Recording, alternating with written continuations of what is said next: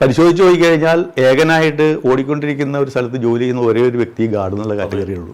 പിന്നെ break van എന്ന് പറഞ്ഞാൽ നമ്മൾ സഞ്ചരിക്കുന്ന ബ്രേക്ക് വാൻ എന്നൊക്കെ പറഞ്ഞാൽ വളരെ കഷ്ടപ്പാട് പിടിച്ച ഒരു സംവിധാനമായിരുന്നു. അതിനുള്ള യാതൊരു സൗകര്യം സൂക്ഷിച്ച് നമ്മൾ ശ്രദ്ധിച്ച് പിടിച്ചില്ലെങ്കിൽ കയ്യിൽ മുറിയടക്കം പറ്റും. വെറും ടിൻഷീറ്റുമാർ ചെയ്തു വെച്ചിരിക്കുക. നമ്മുടെ കൂടി ഒരു നിർദ്ദേശം അനുസരിച്ചിട്ടാണ് ലോക്കോ പൈലറ്റ് സാധാരണ സിഗ്നൽ ഫേവർ ആണെങ്കിൽ വണ്ടി സ്റ്റാർട്ട് ചെയ്യുക. ആ സ്റ്റാർട്ട് ചെയ്യുന്നതിന് മുമ്പ് നമ്മൾ ഇതെല്ലാം നോക്കണം, സമയം നോക്കണം. 10-ാം തീയതി നമുക്കൊരു കല്യാണം ഉണ്ടെന്ന് വിചാരിക്കുക, വേണ്ടപ്പെട്ട ഒരു വ്യക്തിയുടെ. നമ്മൾ ലീവിൻ്റെ ലെറ്ററെല്ലാം കൊടുത്ത് ഒരുപക്ഷെ നമ്മുടെ സുപ്പീരിയർ ലീവ് തരാം, മിക്കവാറും തരാൻ ശ്രമിച്ചുകൊണ്ടിരിക്കുന്ന സമയത്താവും 6-ാം തീയതി 7-ാം തീയതി നമുക്കൊരു വണ്ടി തരണം. ഈ വണ്ടി പോയി കഴിഞ്ഞാൽ ചിലപ്പോൾ നമ്മൾ തിരിച്ചെത്തുന്നത് 10-ാം തീയതി അല്ലെങ്കിൽ 11-ാം തീയതി ആവും. അപ്പോൾ കുടുംബ ബന്ധങ്ങളിൽ ഇത്തരത്തിലുള്ള പല സന്ദർഭങ്ങളിലും നമുക്ക് പങ്കെടുക്കാനുള്ള സാഹചര്യം ഭയങ്കര പറയാൻ പറ്റില്ല. സേഫ് ഗാർഡ് എന്റർടൈൻമെന്റ് ഷൊർണൂരാണ്. ലോക്കോ പൈലറ്റിന്റെ ജീവിതം കണ്ട് കൂടുതൽ അന്വേഷണം പ്രേക്ഷകരിൽ നിന്നുണ്ടായതിന്റെ ഭാഗമായാണ് ഒരു റെയിൽവേ ഗാർഡിനെ സേഫ് ഗാർഡ് എന്റർടൈൻമെന്റ് പരിചയപ്പെടുത്തുന്നത്. റെയിൽവേയിലെ ദീർഘകാല സർവീസ് ഉണ്ടായിരുന്ന ശ്രീ മോഹനേന്ദ്രൻ സാർ, നമസ്കാരം. നമസ്കാരം സാർ. റെയിൽവേയായിട്ട് അടുത്ത് പരിചയപ്പെട്ടപ്പോഴാണ് ഇതിനകത്ത് നമ്മൾ കരുതുന്നതിന് അപ്പുറത്ത് കുറേ കാര്യങ്ങളുണ്ടെന്ന് മനസ്സിലാവുന്നു. എന്നുവെച്ചാൽ പൊതുസംഭവം കരുതുന്നതിന് കുറച്ചപ്പുറത്ത് ഇപ്പോൾ ഒരു പുതിയ ആളിനെ അല്ലെങ്കിൽ പുതിയൊരു ജോലി, ഒരു പുതിയൊരു തസ്തികയാണ് ഞാൻ ഇപ്പോൾ കാണുന്നത്, ഗാർഡ് അല്ലേ? സാർ ഗാർഡായിട്ടാണ് ജോലി ചെയ്തത്. അതെ. എത്ര വർഷം സർവീസ് ഉണ്ടായിരുന്നു? എനിക്ക് റെയിൽവേയിൽ ടോട്ടൽ 37 വർഷത്തെ സർവീസ് ഉണ്ടായിരുന്നു. 37 വർഷം service.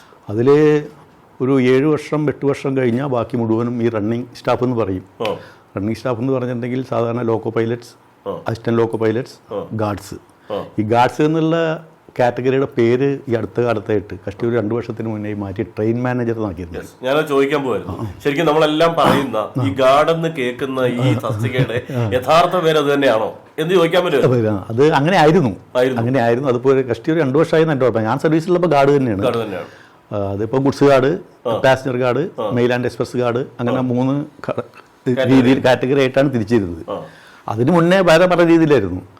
A special, A grade, B grade, C grade, അങ്ങനെ പല ഗുഡ്സ്, പാസഞ്ചർ, മെയിൽ എക്സ്പ്രസ് എന്ന് പറയുന്ന രീതിയിലാണ് തരംതിരിച്ചിരുന്നത്.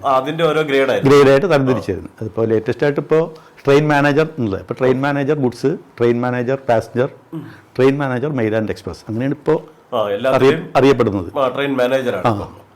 അതിൻ്റെ ഒരു ട്രെയിനിനെ സംബന്ധിച്ച് നമ്മുടെ GRS എന്ന് പറഞ്ഞൊരു ജനറൽ റൂൾസ് എന്ന് പറഞ്ഞൊരു ബുക്ക് റെയിൽവേയിൽ കൊടുത്തിട്ടുണ്ട്. അതിൽ ഓരോ കാറ്റഗറിക്കും അതിനോട് ബന്ധപ്പെട്ട റൂൾസ് ആൻഡ് റെഗുലേഷൻസ് പഠിക്കാനുള്ള ഓരോ പോർഷൻസ് ഉണ്ട്. അതിൽ ഒരുവിധം മേജറായ എല്ലാ പോർഷൻസും ഏറെക്കുറെ എന്ന് വെച്ചാൽ ഈ PWD വിങ് വർക്ക്സ് ആൻഡ് ഇതൊക്കെ ഉണ്ടല്ലോ, അത് ഒഴിവായി കഴിഞ്ഞാൽ ബാക്കി ഓപ്പറേറ്റിംഗ് സൈഡിനോട് ബന്ധപ്പെട്ടിട്ടുള്ളതും മറ്റേ റണ്ണിങ്ങിനോട് ബന്ധപ്പെട്ടിട്ടുള്ളതായ എല്ലാ പോർഷൻസും നമ്മൾ പഠിച്ചിരിക്കണം, അറിഞ്ഞിരിക്കണം. അത് വളരെ നിർബന്ധമുള്ള കേസാണ്. അതിനോട് ബന്ധപ്പെട്ട് നമ്മൾ ഇതിലേക്ക് എടുക്കുമ്പോൾ തന്നെ നമുക്കൊരു കോഴ്സൊക്കെ ഉണ്ട്. തൃശ്ശിനാപ്പള്ളിയിലാണ് സദേൺ റെയിൽവേയുടെ അതിൻ്റെ കോഴ്സ്. സദേൺ റെയിൽവേ എന്ന് പറഞ്ഞാൽ ഒരു 5-6 ഡിവിഷൻ ഉണ്ട്. അവർ ഇന്ന് ഈ ഇതിലേക്ക് വരുന്ന ആൾക്കാർ മുഴുവനും തൃശ്ശിനാപ്പള്ളിയിലാണ് നമുക്ക് അതിൻ്റെ സെൻറ്റർ. അവിടെ ഒരു ഇതിനോട് ബന്ധപ്പെട്ട ഒരു കോച്ചിങ് സെൻ്ററൊക്കെ ഉണ്ട്, ഒരു ട്രെയിനിങ് സെൻ്റർ ഉണ്ട്. അവിടെ നമുക്ക് എല്ലാ സൗകര്യവും ഉണ്ട്. അവിടെ താമസിക്കാനുള്ള റൂം, ഹോസ്റ്റൽ സൗകര്യം, പിന്നെ എല്ലാ സൗകര്യങ്ങളും ഉണ്ട്. സർവീസ് സെൻ്ററിന് ശേഷമാണല്ലോ? അല്ല, സർവീസ് എൻ്റർ ആവുന്നതിന് മുമ്പ് തന്നെ അവിടെ പോകണം. അവിടെ പോയി കഴിഞ്ഞാൽ നമ്മൾ അത് പഠിച്ച് ആ പരീക്ഷ നടത്തു വരും. ആ എക്സാം പാസ്സായി ആ പ്രിൻസിപ്പലിൻ്റെ സർട്ടിഫിക്കറ്റോട് കൂടി വരുമ്പോഴേ നമുക്ക് ഈ കാറ്റഗറിയിലേക്ക് ജോയിൻ ചെയ്യാൻ പറ്റുള്ളൂ. ചെയ്യുള്ളൂ. അപ്പോയിൻമെൻറ്റ് ചെയ്ത് കഴിഞ്ഞാൽ പിന്നെ അതിനോട് ബന്ധപ്പെട്ട് നമ്മൾ ഏത് ഡിവിഷനിലാണ് നമ്മൾ പോരുന്നത്, ഏത് സ്റ്റേഷനിലാണ് പോസ്റ്റ് ചെയ്യുന്നത്, അതാത് ഡിവിഷൻ അതോറിറ്റീസിൻ്റെ വേക്കൻസി അനുസരിച്ച് അവരെടുക്കുന്ന തീരുമാനം. ഇപ്പം ഉദാഹരണമായിട്ട് ഇപ്പോൾ ഷൊർണൂർ പോസ്റ്റ് ചെയ്ത് കഴിഞ്ഞാൽ ഷൊർണൂരിനോട് ബന്ധപ്പെട്ടിട്ട് ഷൊർണൂരിനൊരു ബേസ് ചെയ്തിട്ടുള്ളൊരു ഡെപ്പോ ഉണ്ടാവും. ലോക്കോ പൈലറ്റ്സിനും ഉണ്ടാവും, ഗാർഡ്സിനും ഉണ്ടാവും. ആ ഡെപ്പോയിൽ നമുക്കൊരു അതിർത്തി വെച്ചിട്ടുണ്ടാവും.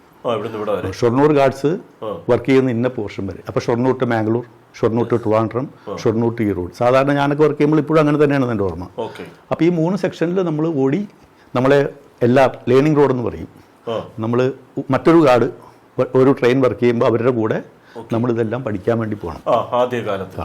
അങ്ങനെ നമ്മൾ റൂട്ട് പഠിക്കുക, സ്റ്റേഷൻ്റെ ലൊക്കേഷൻസ് പഠിക്കുക, സിഗ്നൽസിൻ്റെ ലൊക്കേഷൻസ് പഠിക്കുക, സ്റ്റേഷൻ്റെ സൈഡുകൾ മനസ്സിലാക്കുക, അങ്ങനെയൊക്കെ പറഞ്ഞുകൊണ്ട്. കാരണം നിൽക്കാത്ത വണ്ടി എക്സ്പ്രസ് ട്രെയിനൊക്കെ ആകുമ്പോൾ എല്ലാ സ്റ്റേഷനിലും നിർത്തില്ലല്ലോ.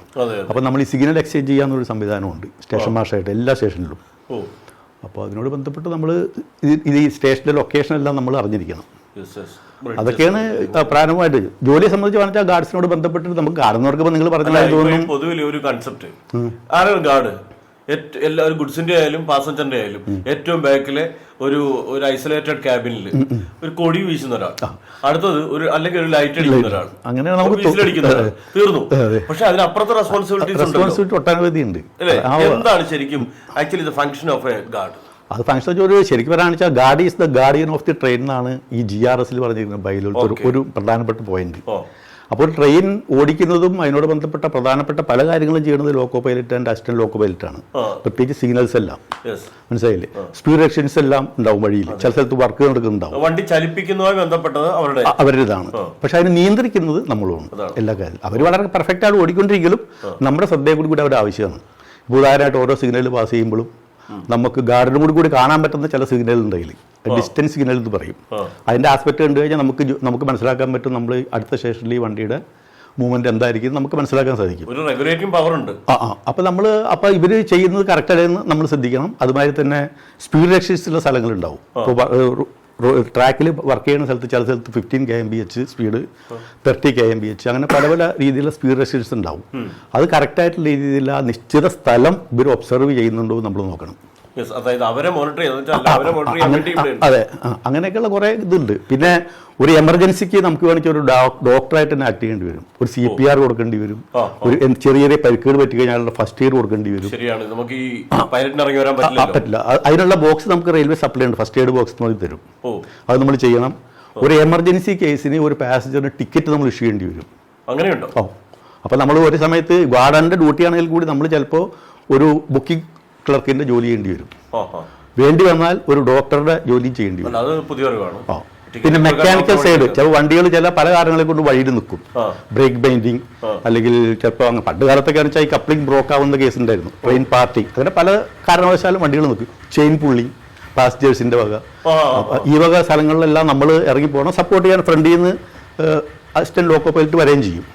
പക്ഷെ അത് നമ്മളപ്പോൾ ഏത് സ്ഥലത്താണ് വണ്ടി നിർത്തിയത്, എന്താണ് വണ്ടി നിർത്താനുള്ള കാരണം, അത് നിർത്തിയ കാരണം നമ്മളായിട്ട് അത് കറക്റ്റ് ചെയ്ത് കൊടുക്കണം. അപ്പോൾ നമ്മൾ റിപ്പോർട്ട് കൊടുക്കണം. റിപ്പോർട്ട് കൊടുക്കാൻ മാത്രമല്ല ഇതിന്റെ മെക്കാനിസം നമ്മൾ ചെയ്യാൻ വേണം. ഇപ്പോൾ ചെയിൻ പുള്ളിങ് കൊണ്ട് വണ്ടി നിന്ന് കഴിഞ്ഞാൽ അത് കറക്റ്റായിട്ട് അത് റീസെറ്റ് ചെയ്ത് വണ്ടി ഓടിക്കാനുള്ള സംവിധാനത്തിൽ എത്തിച്ചു വരണം. പിന്നെ ബ്രേക്ക് ബൈൻഡിങ് വന്നു കഴിഞ്ഞാൽ ആ ബ്രേക്ക് ബൈൻഡിങ് ടെമ്പററി ആയിട്ട് നമുക്ക് റിലീസ് ചെയ്യാനുള്ള സംവിധാനങ്ങളൊക്കെ അതിൻ്റെ അടിയിൽ വെച്ചിട്ടുണ്ടാവും. അതൊക്കെ നമ്മൾ അറിഞ്ഞിരിക്കണം, അത് നമ്മൾ ചെയ്യണം. അപ്പോൾ മെക്കാനിക്കൽ സൈഡ് നമ്മൾ ജോലി ചെയ്യണം.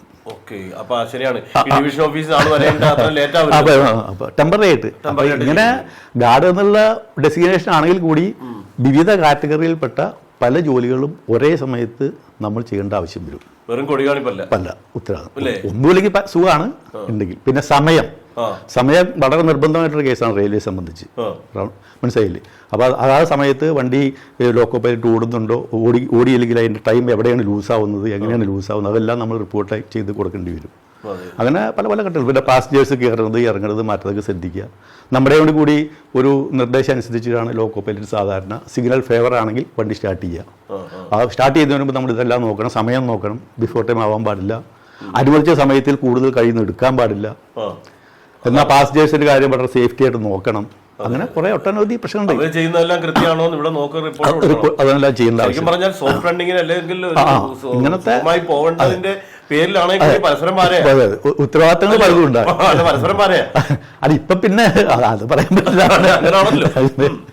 അതിപ്പോ ജോലി സംബന്ധമായിട്ട് അങ്ങോട്ടും ഇങ്ങോട്ടും ഒക്കെ ഉണ്ടാവില്ല. നമുക്ക് ഒരാളെ സേവ് ചെയ്യാനൊക്കെ നമുക്കൊരു പരിധി കൂടുതൽ സാധിക്കില്ല. ഡ്യൂട്ടിയുടെ ഭാഗമാണല്ലോ. അതെ അതെ. അതൊക്കെ പിന്നെ നമ്മുടെ ഇപ്പൊ ലോക്കോ പൈലറ്റ്സിനൊക്കെ അറിയാം. അതിന്റെ ഡിഫിക്കൽറ്റി, ബുദ്ധിമുട്ടുകളും പ്രയാസങ്ങളും ഒക്കെ അവർക്ക് അറിയാം. നമ്മളങ്ങനെ എന്തെങ്കിലുമൊക്കെ ചെയ്തു കഴിഞ്ഞാൽ തന്നെ നമ്മൾ ജോലി സംബന്ധം എന്തെങ്കിലും ഇത് ചെയ്യുന്ന അവർക്കത് അറിയാൻ പറ്റും. അത് ഇന്ന കാരണങ്ങളൊക്കെ ഉണ്ടെന്ന്. അങ്ങനെയുള്ള ഇഷ്യൂസ് ഒന്നുമില്ല. ജോലിയൊക്കെ എൻ്റെ അഭിപ്രായത്തിൽ വളരെ രസകരമായതും വളരെ എന്നെ സംബന്ധിച്ച് പറയുകയാണെങ്കിൽ എൻ്റെ പേഴ്സണൽ അഭിപ്രായം എനിക്ക് വളരെ ഇഷ്ടപ്പെട്ടൊരു ജോലിയാണ്. അതാണ് ഏറ്റവും വലിയ പ്രശ്നം എന്ന് വെച്ചാൽ ഇപ്പോൾ പരിശോധിച്ച് പോയി കഴിഞ്ഞാൽ ഏകനായിട്ട് ഓടിക്കൊണ്ടിരിക്കുന്ന ഒരു സ്ഥലത്ത് ജോലി ചെയ്യുന്ന ഒരേ ഒരു വ്യക്തി ഗാർഡ് എന്നുള്ള കാറ്റഗറിയേ ഉള്ളൂ. വേറെ എവിടെയില്ല. ബാക്കി എല്ലാവർക്കും സപ്പോർട്ട് ഉണ്ടാവും. നമ്മളിപ്പോൾ അതിൻ്റെ ഉള്ളിൽ വെച്ച് ഒരു എത്രയോ പേര് നമ്മുടെ അനുഭവത്തിലൊക്കെ വണ്ടിയിൽ ക്യാബിനിൽ കിടന്ന് മരിച്ചുപോയ കേസുകളുണ്ട്, വെളിയിൽ പോയ കേസുകളുണ്ട്. സിഗ്നൽ കൊടുക്കുന്ന സമയത്ത് പലപ്പോഴും മിഡ് സെക്ഷനിലൊക്കെ വണ്ടി ചെയ്ത് പോയ ആൾക്കാരുണ്ട്. അങ്ങനെയൊക്കെ അപകടങ്ങൾ സംഭവിച്ച കേസ്. നമ്മൾ വേറെ ആരും ഇതില്ലല്ലോ, നമ്മൾ ഒറ്റയ്ക്കാണ് ഈ കാര്യങ്ങളെല്ലാം നോക്കേണ്ടത്. അതൊക്കെ ഞാനൊക്കെ സർവീസിൽ വാക്കി ടോക്കി ഉണ്ട്. എന്റെയൊക്കെ ഗുഡ്സ് പീരീഡ് കാലത്തൊക്കെ ഭയങ്കര ബുദ്ധിമുട്ടുകളായിരുന്നു.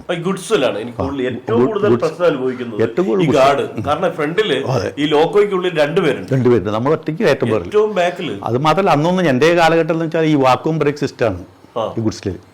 പിന്നെ 4 വീലർ യൂണിറ്റ്സ് എന്ന് പറയും, 4 ചെറിയ വണ്ടികൾ. പിന്നെ കപ്ലിംഗ് വന്നിട്ട് സാധാരണ സ്ക്രൂ കപ്ലിംഗ് എന്ന് പറയും, ഇങ്ങനെ എടുത്തിട്ടിട്ട് ടൈറ്റ് ചെയ്യുന്ന ഒരു സംവിധാനം ഇപ്പോഴും ചില പാസഞ്ചർ കോച്ചുകളിൽ നമുക്ക് കാണാൻ പറ്റും. ഇതൊക്കെ എന്ന് പറഞ്ഞാൽ ഇടയ്ക്കിടയ്ക്ക് ഫെയിലിയർ ആവുന്ന കേസുകളാണ് അന്നത്തെ കാലഘട്ടത്തിൽ. വിട്ടുപോവാം, പൊട്ടും, അങ്ങനെ പല പല പ്രശ്നങ്ങളൊക്കെ ഉണ്ടാകുന്ന ഒരു കാലഘട്ടമായിരുന്നത്. പിന്നെ ബ്രേക്ക് വാൻ എന്ന് പറഞ്ഞാൽ നമ്മൾ സഞ്ചരിക്കുന്ന ബ്രേക്ക് വാൻ എന്നൊക്കെ പറഞ്ഞാൽ വളരെ കഷ്ടപ്പാട് പിടിച്ച ഒരു സംവിധാനമായിരുന്നു. അതിനുള്ള യാതൊരു സൗകര്യം സൂക്ഷിച്ച് നമ്മൾ ശ്രദ്ധിച്ച് പിടിച്ചില്ലെങ്കിൽ കയ്യിൽ മുറിയടക്കം പറ്റും. വെറും ടിൻഷീറ്റുമാർ ചെയ്തു വെച്ചിരിക്കുക. അങ്ങനത്തെ ഒരു വളരെ. പിന്നെ സേഫ്റ്റി ബാർ പറഞ്ഞാൽ സൈഡിലൊന്നും ഉണ്ടാവില്ല. ഇപ്പോൾ എല്ലാ സൈഡിലും നമ്മൾ സിഗ്നലിൽ അടക്കാൻ പറ്റുന്ന ചാൻസ് ചിലപ്പോൾ ഈ പുറത്തേക്ക് വന്നു കഴിഞ്ഞാൽ ഓപ്പൺ ആയിട്ടുള്ള സ്ഥലമാവും. സൈഡിൽ സേഫ്റ്റി ബാർ ഒന്നും എല്ലാ വണ്ടിക്കും ഉണ്ടാവില്ല. നമ്മൾ റിസ്ക് എടുത്തിട്ട് പോയിട്ട് മുകളിൽ ഒരു ഹാൻഡിൽ ഉണ്ടാവും, ഹാൻഡിൽ പിടിച്ചിട്ട് സിഗ്നൽ കൊടുക്കുക ഉണ്ടാവില്ല. അങ്ങനെയൊക്കെയുള്ള ഒരു കാലഘട്ടമായിരുന്നു ഞങ്ങളുടേത്. പക്ഷെ ഇപ്പൊക്കെ മാറി കേട്ടോ. ഇപ്പൊ എയർ ബ്രേക്ക് സിസ്റ്റം വന്നു, പിന്നെ 4 വീലർ കംപ്ലീറ്റ് അബോളിഷ് ചെയ്തു, എല്ലാം അങ്ങനത്തെ വലിയ ബോഗി ടൈപ്പ് വണ്ടികളാക്കി ഗുഡ്സിനാക്കി. അപ്പൊ പണ്ട് 80 വണ്ടി ഓടിയത് ഇപ്പൊ 40 എണ്ണം മതി. അതിൻ്റെതായ ഇത് കുറയും. പിന്നെ മോഡിഫൈഡ് എൻജിൻസ്, നല്ല നല്ല ടെക്നോളജീസ്, ഇത് പിന്നെ ഹൈ ഹോളിംഗ് പവർ ഉള്ള ലോക്കോസ് വന്നു. അത് നമുക്കൊരു വലിയ ഭാഗ്യമായി. കാരണം മറ്റേതൊക്കെ ഞാൻ നിശ്ചിത ടെന്നേജിൽ കൂടുതലുള്ള വണ്ടികൾ പോകാമെന്നൊക്കെ പറഞ്ഞാൽ അതെവിടെയെങ്കിലും വലിക്കാതിരിക്കുക പിടിക്കൊക്കെ വലിയ പ്രശ്നങ്ങളുണ്ടാവും വഴിയിൽ. ഇപ്പോൾ ഹൈ ഹോളിംഗ് കപ്പാസിറ്റി ഉള്ള ഇലക്ട്രിക്കൽ എഞ്ചിനുകൾ ഇപ്പം ഉണ്ട്. ഞങ്ങളുടെ കാലഘട്ടത്തിൽ ഇലക്ട്രിക്കൽ വന്നു തുടങ്ങി, എങ്കിലും ഡീസലും ഉണ്ടായിരുന്നു. ഇപ്പോൾ ഏറെക്കുറെയൊക്കെ ആയി. പാലക്കാട് വിഷനൊക്കെ ഏറെക്കുറെ അങ്ങനെ തന്നെ ഇലക്ട്രീഷ്യൻ അങ്ങനെ വളരെ. പിന്നെ ഷണ്ടിങ് അന്നൊക്കെ ഞങ്ങളുടെ കാലഘട്ടത്തിലൊക്കെ അടിക്കടി ഓരോരോ സ്റ്റേഷനുകളിൽ ഷണ്ടിങ് ഉണ്ടാവും. ട്രെയിൻ ഡിറ്റാച്ച് ചെയ്യുക, അറ്റാച്ച് ചെയ്യുക, അങ്ങനെയൊക്കെ. ഇപ്പോൾ അതൊക്കെ ഒഴിവാക്കിയിരിക്കണം. ഇപ്പോൾ ഒറ്റ സ്ട്രെച്ച് ഒരു ട്രെയിൻ ഗുഡ്സ് പോയി കഴിഞ്ഞാൽ ഉദ്ദേശിക്കുന്ന ഒരു സ്ഥലത്തേക്ക് പോവുക, കംപ്ലീറ്റ് അത് അവിടെ പ്ലേസ് ചെയ്യുക. അതിപ്പോൾ FCIയുടെ ആയാലും സിമെൻ്റ് ആയാലും എന്ത് ഇതായാലും. പിന്നെ ഗുഡ്സിലൊക്കെ എന്നാൽ ഞങ്ങളുടെ കാലം വർക്ക് ചെയ്യാന്ന് പറഞ്ഞാൽ അതിപ്പോഴും അങ്ങനെ തന്നെയാണ് തോന്നും. ഒരു നിശ്ചിത ടൈം ടേബിൾ ഒന്നുമില്ല. നമുക്ക് കുടുംബമായിട്ടുള്ള ബന്ധങ്ങളൊക്കെ വളരെ കുറവാണ്. അതായത് നമ്മളിപ്പോൾ ഫാമിലി ലൈഫ് എന്നൊക്കെ പറഞ്ഞാൽ നമുക്ക് വളരെ ബുദ്ധിമുട്ടുള്ള കേസുകളാണ്. അത് എല്ലാ കാറ്റഗറിയിലും അത് എല്ലാ കാറ്റഗറിക്കും ഇല്ല. ഇപ്പൊ ഗാർഡ് ഈ റണ്ണിങ് സ്റ്റാഫ് എന്ന് പറഞ്ഞാൽ ഈ കാറ്റഗറിപ്പെട്ടവർക്ക് വരുന്നുള്ളൂ, പ്രത്യേകിച്ച് ഗുഡ്സിൽ. കാരണം അതിനൊരു ടൈം ടേബിൾ ഇല്ല. ഇപ്പൊ ഞാനൊരു ഗുഡ്സ് ഗാർഡാണെങ്കിൽ എൻ്റെ ഹെഡ്ക്വാർട്ടേഴ്സ് പാലക്കാടാണെങ്കിൽ Palakkad to Calicut, Palakkad to Erode, Palakkad to എറണാകുളമാണ് വർക്ക് ചെയ്യേണ്ട ജുഡീഷ്യൽ സെക്ഷൻ എന്ന് വിചാരിക്കുക. എന്നെ വന്നിട്ട് ഒരു വണ്ടിക്ക് നോമിനേറ്റ് ചെയ്ത് വിളിക്കുന്നത് ഇപ്പോൾ ഈ റോഡിലേക്ക് ഒരു വണ്ടിയാണെന്ന് വിചാരിക്കുക. ഞാൻ ഈ റോഡിലേക്കുള്ള തയ്യാറെടുപ്പിൽ ഈ വണ്ടിയിൽ കയറി പോകുന്നു. ഒരു പക്ഷേ ബതുക്കര വരെ എത്തിക്കഴിഞ്ഞ് ഈ വണ്ടി അവിടെ ഇങ്ങനെ ടെർമിനേറ്റ് ചെയ്യും. എന്നിട്ട് അഡ്മിനിസ്ട്രേഷൻ്റെ പ്രയോറിറ്റി അനുസരിച്ചുള്ള അടുത്ത ഗുഡ്സ് ട്രെയിൻ ഏതെങ്കിലും മൂവ് ചെയ്യേണ്ട എമർജൻസി ഉണ്ടെങ്കിൽ ഈ കൊണ്ടുപോകുന്ന വണ്ടി അവിടെ ടെർമിനേറ്റ് ചെയ്തിട്ട് മറ്റേ വണ്ടിയുടെ ചിലപ്പോൾ ഓപ്പോസിറ്റ് ഡയറക്ഷനിലേക്ക് ഇരിക്കും. ചിലപ്പോൾ നമ്മൾ പോകുന്നത് കോഴിക്കോടൊക്കെ ആവും. വീട്ടിൽ പറഞ്ഞു പോകണമെന്ന് നമ്മൾ ഈ റോഡിലേക്ക് മനസ്സിലായി. 10-ാം തീയതി നമുക്കൊരു കല്യാണം ഉണ്ടെന്ന് വിചാരിക്കുക, വേണ്ടപ്പെട്ട ഒരു വ്യക്തിയുടെ. നമ്മൾ ലീവിൻ്റെ ലെറ്റർ എല്ലാം കൊടുത്ത് ഒരുപക്ഷെ നമ്മുടെ സുപ്പീരിയർ ലീവ് തരാം, മിക്കവാറും തരാൻ ശ്രമിച്ചുകൊണ്ടിരിക്കുന്ന സമയത്താവും 6-ാം തീയതി 7-ാം തീയതി നമുക്കൊരു വണ്ടി തരണം. ഈ വണ്ടി പോയി കഴിഞ്ഞാൽ ചിലപ്പോൾ നമ്മൾ തിരിച്ചെത്തുന്നത് 10-ാം തീയതി അല്ലെങ്കിൽ 11-ാം തീയതി ആവും. അപ്പോൾ കുടുംബ ബന്ധങ്ങളിൽ ഇത്തരത്തിലുള്ള പല സന്ദർഭങ്ങളിലും നമുക്ക് പങ്കെടുക്കാനുള്ള സാഹചര്യം ഭയങ്കര പറയാൻ പറ്റില്ല. ഗുഡ്സിൽ പ്രത്യേകിച്ച്. മറിച്ച് പാസഞ്ചറിലാണെങ്കിൽ എക്സ്പ്രസിനായിട്ട് നമുക്കൊരു ടൈം ടേബിൾ ഉണ്ട്. ഇന്ന് രാവിലെ ഇന്ന വണ്ടി ഇപ്പോൾ ഷൊർണൂർ രാവിലെ മാംഗ്ലൂർ മദ്രാസ് മാംഗ്ലൂർ എക്സ്പ്രസ് വർക്ക് ചെയ്ത് മംഗലാപുരം പോയി, അവിടെ റെസ്റ്റ് എടുത്തു. നെക്സ്റ്റ് വൈകുന്നേരത്തെ അടുത്ത വണ്ടി കയറി വന്നു. അപ്പോൾ പിന്നെ 1 മണിക്കൂർ 2 മണിക്കൂർ കൂടി വന്നു. അതൊന്നും ഇപ്പോൾ വരുന്നില്ല, ലേറ്റ് ആവാണെങ്കിലും അറിയാം, അത്രേ ഉള്ളൂ. ഗുഡ്സിൽ അതൊന്നും നടക്കില്ല. പിന്നെ ഭക്ഷണം, അതായത് ചുരുക്കം പറഞ്ഞാൽ നമുക്കൊരു മനുഷ്യന് വേണ്ട ആവശ്യങ്ങൾ, അവശ്യം വേണ്ട ആവശ്യങ്ങൾ ഒന്നും നടക്കില്ല. ചൂളം വിളിച്ചു പായുന്ന ഒരു നീണ്ട വാഹനത്തിന്റെ ഏറ്റവും പിന്നിലെ ഒറ്റപ്പെട്ട തുരുത്തിലെ ആ വ്യക്തി റെയിൽവേ ഗാർഡ്. അനുഭവങ്ങൾ ഇവിടെ അവസാനിക്കുന്നില്ല, അടുത്ത ഭാഗത്തിൽ തുടരുന്നതാണ്.